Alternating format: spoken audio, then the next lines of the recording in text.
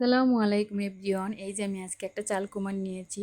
তো এটা দিয়ে আমি দুর্দান্ত স্বাদের চাল কুমারের রান্নার রেসিপি বানাবো। তো আমি প্রথম চাল কুমারটা কেটে নিয়েছি। এখন কেটে নিয়ে এটাকে ভালো করে পরিষ্কার করে এটাকে আমি মেশিনে কুচাবো। তো মেশিনে কুচাচ্ছি। এখন দেখুন আমার মেশিনে কুচানো প্রায় হয়ে গেছে। এখন আমি এটাকে কষলিয়ে তারপর এটার পানি বের করব। তো আমার দেখুন আমার ভালো করে চিপড়িয়ে চিপড়িয়ে এটাকে এই যে আলাদা একটা বাটিতে রাখবো।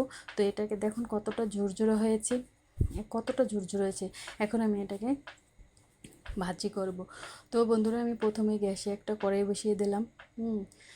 কড়াই বসিয়ে দিয়ে এখন আমি এটার ভিতরে প্রথমে আমি কটা শুকনো মরিচ দিলাম। এটাকে আমি ভালো করে লাল লাল করে ভাজবো। তো দেখুন এই তোমার লাল লাল হয়ে গেছে মরিচটা। এর ভিতরে আমি এখন কাঁচামরিচ দিয়ে দিচ্ছি। তো কাঁচামরিচ সাথে সাথে এখন আমি পেঁয়াজ কুচি দিয়ে দিচ্ছি।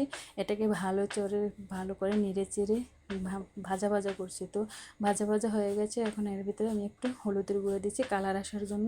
তো হলুদ গুঁড়ো দিয়ে এখন আমি এই ভাজিটা দিয়ে দিই। তো এই যে আমার লাল লাল করে ভাজবো। তো ভাজা প্রায় হয়ে গেছে। এখন এর ভিতরে আমি কিছুটা ধনিয়া পাতা দেবো। তো ধনিয়া পাতা দিয়ে এখন এই দেখুন আমার ভালো করে ভাজা হয়ে যাচ্ছে। এখন আমি এপিট এপিট করে ভালো করে লাল করে ভাজবো।